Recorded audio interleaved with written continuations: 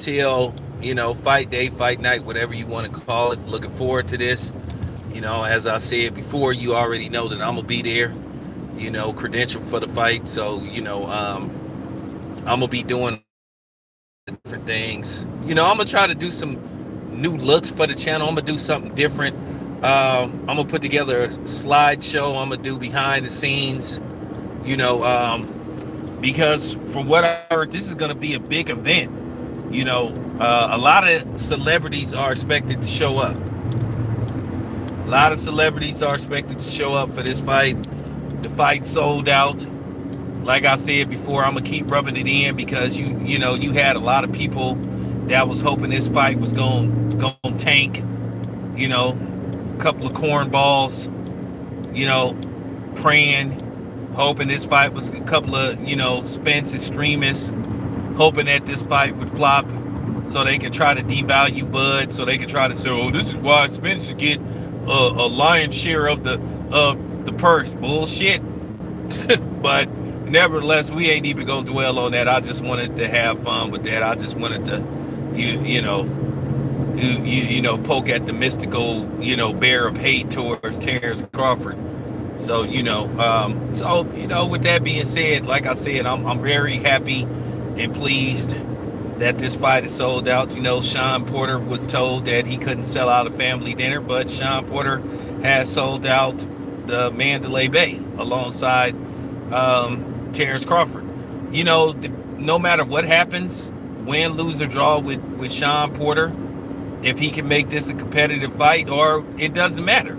Sean can write his own ticket now.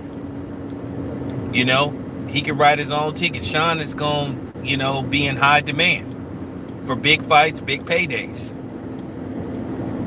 Because he's going to bring it. I keep telling you, this fight has the making of, I'm serious. Anything can happen. This fight has the making of Hagler Hearns, Hagler Hearns.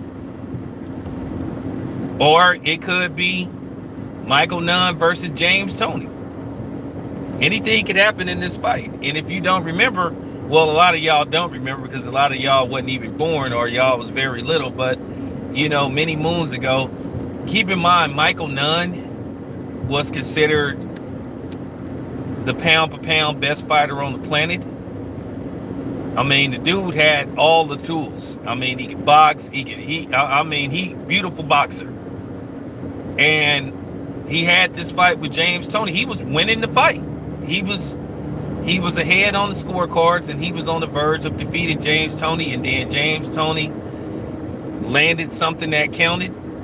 He dropped him, and he never recovered from it. And James Toney got the stoppage. So something like that could happen. You never know. People have accused Terrence Crawford of being chinny. I don't think Terrence Crawford is chinny.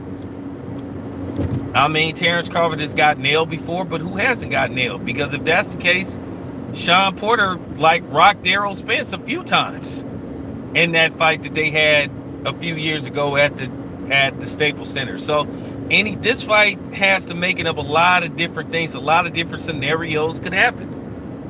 Of course, on paper, Bud is the favorite. But Sean is a live dog. Sean is a very live dog. Keep in mind, he don't get dropped versus Errol Spence. He possibly wins that fight. Keep in mind, Errol Spence won a split decision versus Sean Porter. Not a unanimous decision, a split decision. Okay? All of Sean's, even in his losses, have been very competitive. So that's why I keep saying he's a live dog in this fight.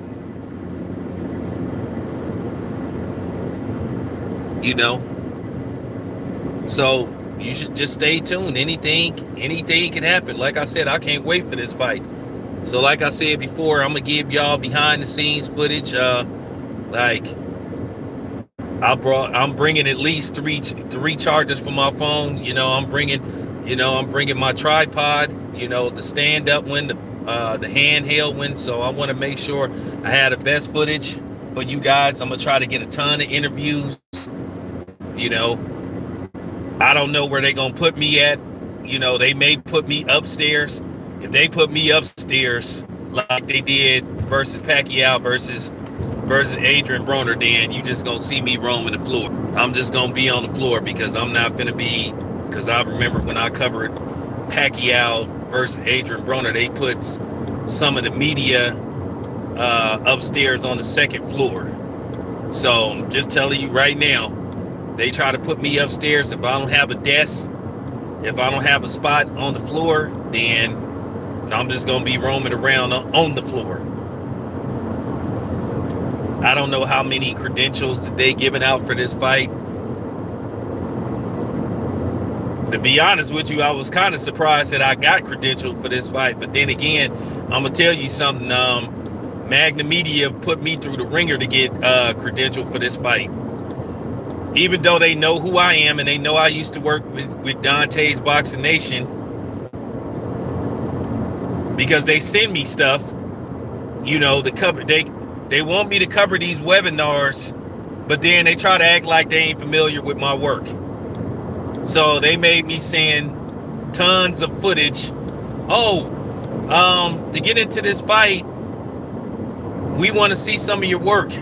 And I think Evan Korn helped too. So shout out to Evan Korn, even though Top Rank is the lead promoter, but Magna Media, which works with Al Heyman and the PBC closely, and most of the promotional companies, they are doing this fight. Now, Matchroom, it's like Top Rank, they have their own credentials. But yeah, I got credential. I put in the work. I got credential, and like I said, I'm looking forward to this. Hopefully I get into town in time. My plane leaves at 12 p.m. from Oakland, so I'm supposed to get into Las Vegas around 1:30. The weigh-in starts around 2. I'm bringing my bag on the plane. I'm not even doing that check-in. I'm not even doing that check-in stuff, because as soon as I get off the airplane, I'm headed straight to the weigh-in. So I got to make sure that I catch, the weigh-ins, because the weigh-ins start around 2. But usually a flight from Oakland to Las Vegas don't take no hour and 30 minutes. It's going to probably take around an hour and 10 minutes, maybe an hour tops. Hopefully the traffic is good. I get there in like an hour. Hopefully I get there at 1 p.m. But I am going to have to rush to try to get to the Mandalay Bay so I can get my credentials and try to get footage for the weigh-in and try to get some interviews and stuff. But yeah, just tune in. This gonna be lit. Y'all know how I do it. When I cover a fight, nobody gets more footage than me. When I was working with Dante, when I covered Errol Spence versus Sean Porter, I put out like 40 videos. Nobody, and when I say nobody, puts out more footage than me. One thing I learned: when you cover a fight, film everything. Film everything, take what you want, post it. So like I said, I'm gonna be having a lot of behind the scenes stuff. I may do a day in the life, what goes into covering a fight. So I'm really gonna give y'all some behind the scenes footage, like what do I do when I get ready for a fight. So just stay tuned, man. This is going down. It's going down. Oh, what's up, Pratt? I wanted to say something. I'm gonna make this very clear, and I'm not gonna say, I'm not accusing anybody of anything, but I'm gonna try to get in touch with VADA, because this is just something that I want to do for my own clarity. I'm not accusing anybody of anything, but I do want to find out how many drug tests were given and taken for the Caleb Plant Canelo fight, because they suppose they use VADA. So I am going to call and I'm going to look it up, just for my own clarity. And once again, I'm not accusing anybody of anything, but I just, that's just me. I want to report on these kind of things because, like I said, the public has a right to know. They made it public that they were using VADA, so at the end of the day, it's not out of line to ask how many drug tests were issued to both Caleb Plant and Canelo, and when did they take the drug test. Now, if they said, hey, we're doing drug tests, we want the source that's giving the drug test to remain private, then hey, that's fine. But they revealed that it was VADA. So I don't think it should be no problem with me calling and asking how many drug tests in between Canelo and Caleb Plant. Shouldn't be a problem. And I don't know why any Canelo fans would get mad. And once again, I say this for the slow people, and for the, you know, I'm not accusing anybody of anything. Just, you know, for my own clarity.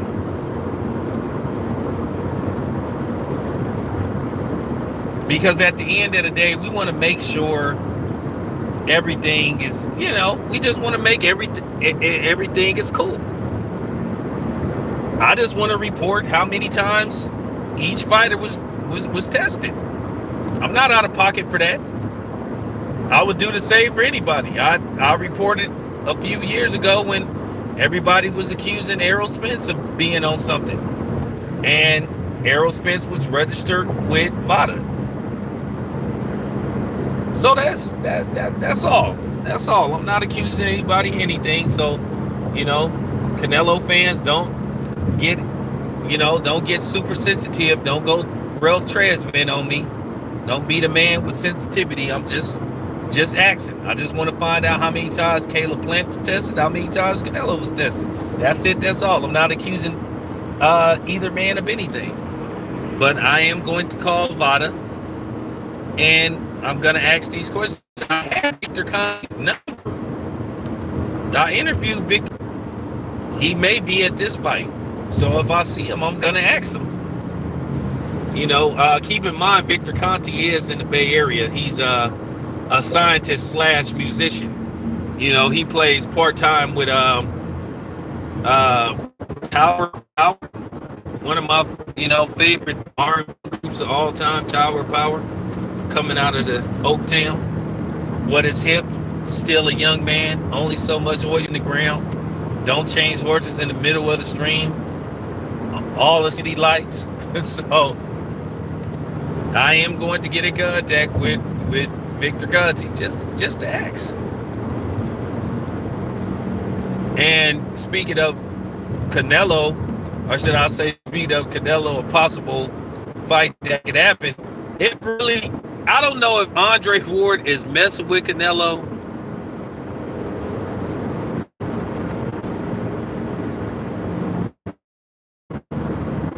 I don't think Victor needed.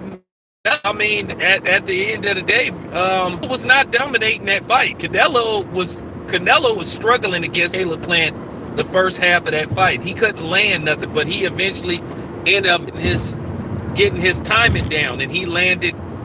And then Caleb Plant started to wear down, but Caleb Plant was clearly outboxing Canelo in that fight.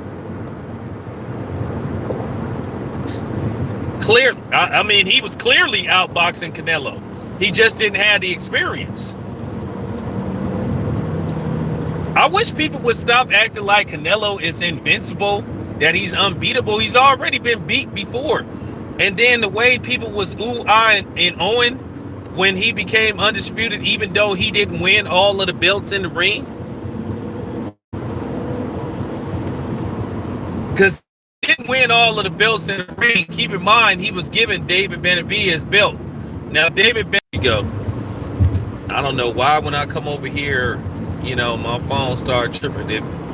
But on the real, David Benavidez, if he fights if he fights Canelo, which Canelo's team already said that fight is not going to happen anytime soon.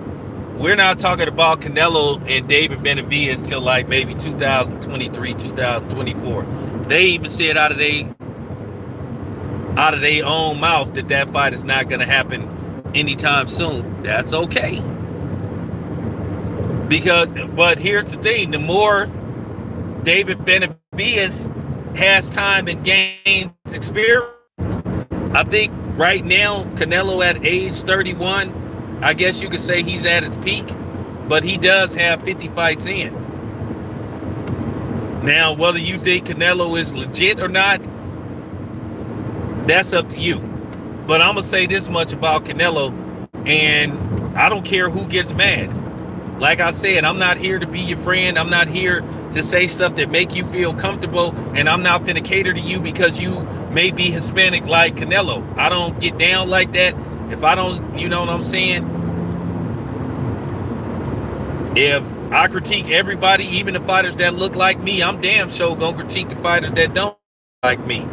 And you have to ask yourself, how long could Canelo keep this going? And you have to ask yourself, it's always gonna be a cloud of suspicion around Canelo because he's been caught before. Then you look what happened, you know, with the other guy. If you look what happened with him, then it's kind of like, okay, this is like, you know, people that's training around Canelo is question marks. From Ryan Garcia to Valdez, you know, Luis has had a dramatic body change. It's always going to be a cloud of suspicion. But nobody wants to talk about that. So, like I said before, this is why a lot of people are not going to anoint Canelo pound for pound, no matter what, because people feel like he's a cheater. He got a slap on the wrist. And some people just going to be like, the hell with him. And they have their right to.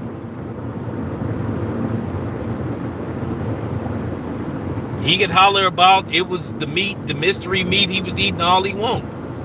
But here's the thing. Do you buy that? Do you buy that? How many times do they tell you you're responsible for what you put in your body? Right? So I'm just keeping it a buck. And then Valdez, he made himself suspicious when he was talking about, okay, well, it was the tea I had. So then they asked, well, let's test the tea. And then all of a sudden, oh, nah, man. So that's just what I'm saying. I'm not going to sit up here and tell somebody, hey, man, you don't have the right to feel how you feel about Canelo. Because like I said before, I laugh when people come on here when you say, hey, I got Crawford #1, and then you get these morons who have Hispanic last names that try to come on here and diminish what Bud has did. Bud has already been undisputed. And then they'll say, well, who did Bud fight? Well, who was Rocky fielded? Billy Joe Saunders' best win was against a dude that Triple G demolished. So I'm just keeping it real. So let's not make it look like Canelo been beating world beaters himself. And once again, he got handed a belt.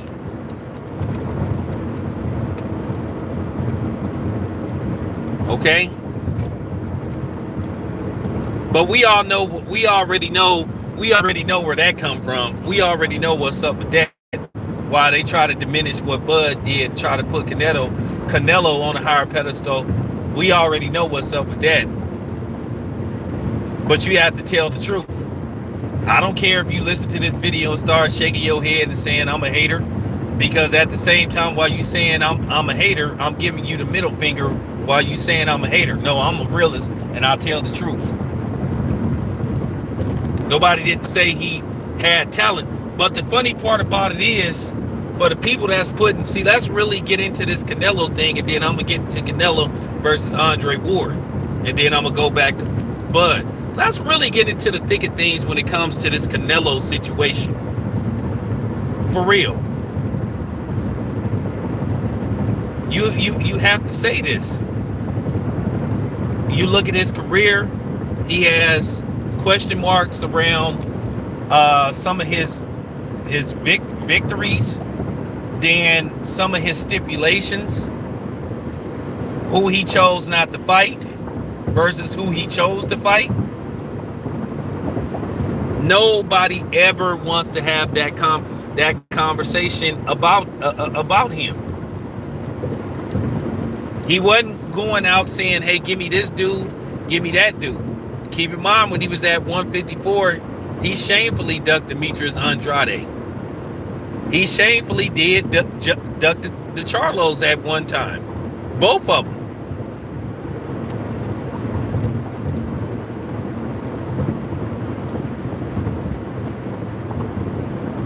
He puts a lot of different stipulations in his contract.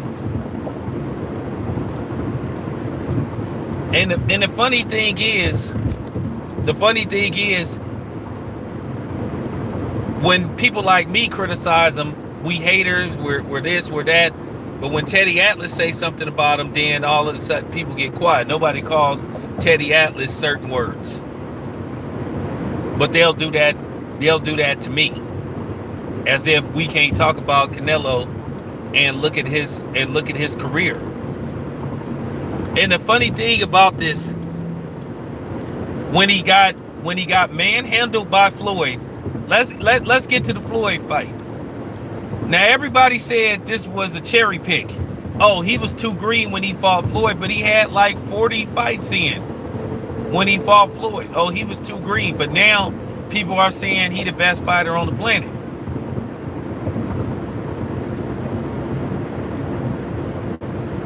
But then people will still try to diminish Floyd beating him. Floyd beat the hell out of Canelo. It was a one-sided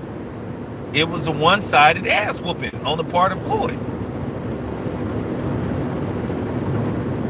And people try to diminish it. But now, and say it was a cherry pick. So let me get this straight.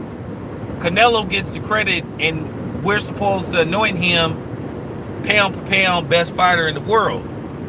But then when it comes to the Floyd fight, it was a cherry pick. So we can't give Floyd credit for beating Canelo. The only man who's beaten Canelo so far. But then they will take Floyd's resume and say that Floyd is a cherry picker. And then you got Canelo saying, hey, I don't want to fight any more Mexican fighters. That came out of his mouth. So he's saying he don't want to fight David Benavidez because he's Mexican. See, nobody likes to bring this up. The real cherry pickers are the so-called boxing fans. When you compare the Floyd fight, oh, it's a cherry pick, he was too green. But when you talk about what Canelo has became, oh, Canelo is number one pound for pound without a shadow of a doubt. No, he isn't. Not really. Because I could cherry pick his career. Let's not make it look like Canelo was like, give me all these guys. Give me the best dudes that you can find. He told Demetrius Andrade he not ever fighting him. He told him to get the hell out. Now, it's funny, Canelo can understand English and know how to cuss Demetrius Andrade out, and I could have sworn he called him an effer, but then with Caleb Plant, then he trying to play that role like, don't call me a mother. I mean, come on, bro. Let's keep it a buck. So you see some inconsistency with Canelo, just like you see the inconsistency with his fans in his career. He did not fight all the guys out there.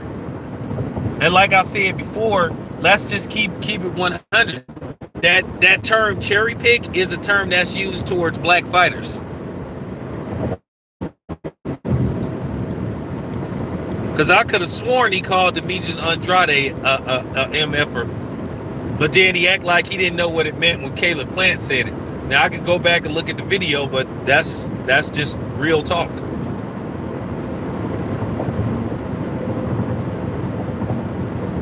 I told you, I catch things, I watch things, You know, I peep stuff out. I peep stuff out. He hasn't fought everybody. He hasn't fought everybody. He hasn't fought the best guys that he could have fought. Now, unfortunately, Demetrius Andrade, he basically fighting another nobody, another fight that nobody gives a rat's ass about, and that's unfortunate for him.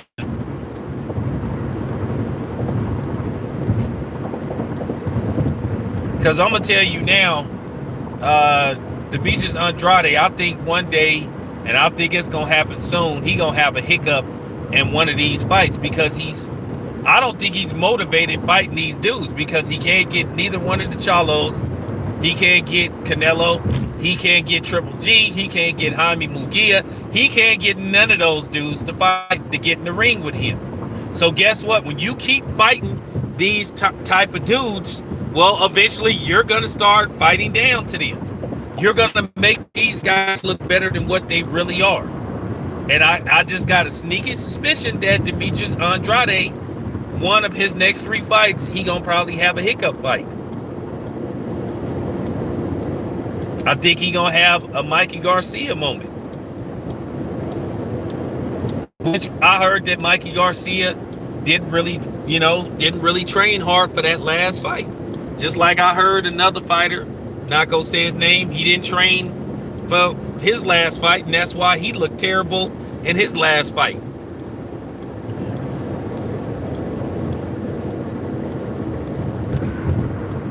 But that's what I heard about Mikey Garcia. I heard that he did not train for this fight, and that's why he looked the way he looked. Mikey Garcia looked completely unprepared. He looked like a dude that didn't train. He looked like he just showed up. He made weight and he just got in the ring and tried to fight. Now, that's a huge step back for Mikey Garcia to lose a fight like that and to lose to a dude that basically nobody ever heard of. When at one time, a few years ago, when you was considered possibly top 5 pound for pound fighters on the planet, and then you lose to a guy like this, it takes a lot away from you, and then it takes away from the Errol Spence fight. And I know some people don't want to hear this, but you're going to hear it. It kind of makes the Errol Spence fight look like a flat-out cherry pick. And you can make that argument that it was a cherry pick because Mikey Garcia had never fought at 147 until he fought Errol Spence. That was his first fight at 147. And the thing that I had a problem with, Errol Spence said that he's trying to go for undisputed and he'll get the bud and this and that. But Mikey Garcia did not have a belt. Did not have one damn belt. So you ask yourself, why was this fight made? And to be honest with you, nobody asked for that fight.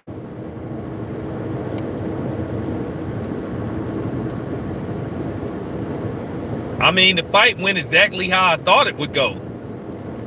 So, now you had the Errol Spence apologists, you know who they are, made it look like this was the greatest thing that they ever saw. Now, here's the thing. I promise you, had Terrence Crawford fought Mikey Garcia and he would have stopped Mikey Garcia, which he would have, you would have heard people saying, oh, it was a cherry pick, it was weak, and Terrence Crawford had no business fighting Mikey Garcia. Because like I said, I never understood that fight. It was no reason to make that fight. He didn't have no belt. And he wasn't at the time, that was his first fight at welterweight. So not only did he not have a belt, now I know he was considered a pound for pound, considered pound for pound, but why him? So, just a question mark that I have. A lot of people don't want to hear these things. They don't like for me to talk about these kind of things. But I'm going to do it because I work for nobody. I don't answer to nobody, and nobody runs my damn channel. And I don't have to ask nobody's permission to make these type of videos. Like I said, if you guys really knew what was going on behind, but it's cool. I get it. I get it. I really do. Now, I don't know if Andre Ward is just like toying with Canelo or trying to get inside Canelo's head, but Andre Ward keeps sending these subliminals. What's up, Aubrey? Andre Ward keeps sending these subliminals to Canelo, basically saying, send me a contract, kind of. I hope I see Dre this weekend. I hope Dre is covering this fight. I'm definitely gonna try to talk to Dre. I'm definitely gonna get a one-on-one with Dre. Y'all have to understand sometimes when you try to do this media stuff, when you try to get these exclusives with people, you could be having a good interview and somebody will come out of nowhere and interrupt your interview. And I don't want to be the dude that say, hey man, back up, this is one-on-one. But I am gonna ask Dre. Sometimes Dre kind of get frustrated because I always ask him, is he coming out of retirement? He's like, man, why you keep asking me this? And he just be and then we just start laughing. He be like, I'm not coming out of retirement, but I'm gonna ask him again. I'm gonna ask Dre again if he's covering this fight. I don't know who's gonna be doing the live. I don't even know who's on the damn undercard, to be honest with you.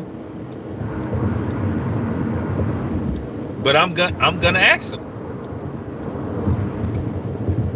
And it's kind of funny. You look at Andre Ward, and you look at Andre Ward.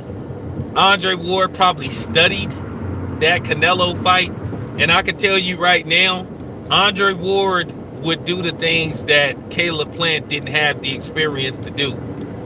Like I said, Caleb Plant just didn't have the experience. This fight takes place 2 years from now. Caleb Plant wins this fight going away. Now, like I said before, as far as the scoring goes, the scoring was by Steve Farhood was absurd. He's not going to probably be at this fight because this is an ESPN fight. But I'm not one to shy away from a debate. If I see any of them dudes, I'll say straight up. If I see Caleb Plant, I'm going to walk up to Caleb Plant. It ain't about kissing up to him or sucking up to him.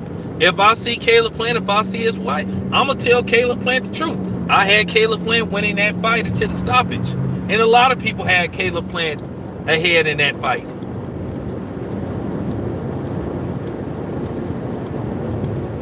I don't think Caleb Plant is done like they making him out to be. I think that's crazy. Why would you be done and you, in most people's eyes, that they thought you were doing exceptionally well and that you was winning the fight? I just think Caleb Plant, there's some things he needs to work on. I think Caleb Plant could be taught to sit on his punches a little bit more. Because I think he was peppering Canelo a little too much. There should have been times where Caleb Plant should have tried to sit on his punches. Where he should have been trying to land a hook, sit on his punches, lead with the left, like, And I mean, the combinations look good. But that should have been, like, sometimes it's cool to throw the combination punches. But one thing about Floyd, when Floyd, like, let his hands go, Floyd be doing damage to you. This is why I laugh when people say, oh, well, Floyd don't have no power. Everybody that Floyd say, hey man, Floyd hit harder than you think. So this is what I'm saying. Caleb Plant, he just missed a lot of opportunity. Like when he was landing the combinations, he should have been following up with uppercuts, and he should have been landing more body shots. One thing about Canelo can throw the combination, but then Canelo will land a hard shot. He'll land a hard shot to the body, then he'll land a hard shot upstairs as well as and that's what Caleb Plant need to learn, and that's something that he could be taught. I mean, he's 29 years old. Like I said, he just didn't have the experience, but he did well for himself. He should be proud of himself. And like I said, it's going to be a lot of people at that fight. Can't wait to see who's going to show up at that fight. I suppose to have something that I'm going to set up with Bernie the boxer. Devin Haney and his dad is supposed to be coming to the fight. But I don't know what's going to happen when I get out there. I may go to Bill's. I may go to Bill's house. I'm also going to try to do something with Kenny Porter. But Bernie, it's looking like Bernie is confirmed. Bernie the boxer. I'm going to text him. I'm going to text him when everything is all said and done. I'm going to try to do a live with Bernie. So, like I said, just stay tuned, y'all. We gonna get this going. We going to have some fun with this fight. This is going to be, like I said, this is going to be an event. Who knows, you guys? You may see LeBron there, because we know he won't be on the basketball court anytime soon. So you just never know. Like I told you before, all the complimentary tickets has been given out. I called Evan Korn with Top Rank, and he said, I don't have nothing left. So that's a good thing. But anyway, getting back to this fight, like I said before, may the best man win. I'm cool with both the Porters and the Crawford camp. So, like I said, I'm not gonna pick a winner. I know people gonna say that's weak town, but yeah, I'm not. Anyway, but yeah, I'm not gonna pick a winner. Not gonna pick a winner. May the best man win. I know in my heart I have an idea who's gonna win the fight, but I'm not gonna pick a winner because I gotta, show respect to both camps. I'm glad this fight got made. Like I said, tune in Saturday. If you gonna come to the fight, who knows? You may see me. You may not see me. Whatever. It's your boy Town Biz, man. I'm out.